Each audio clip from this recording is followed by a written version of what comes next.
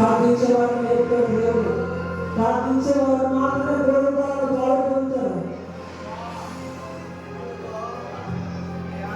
మరి ప్రార్థించి మీరు కలిగి ఉన్నారా?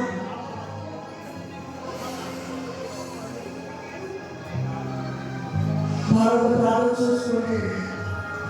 సమయం ఉంది కదా, ఇంకా చూడాలి, ఇంకా శాంతం లేదు, 5 నిమిషం సరి చేసుకోవచ్చు. అట్లా కూర్చుంటే మన జీవితం మనమే కష్టపడుచుకుంటాం. సమయం ఉండగానే అజ్ఞానులు కాబట్టి జ్ఞానులు వలె సమయం పరచుకోవాలి. ప్రార్థన చేసుకోండి.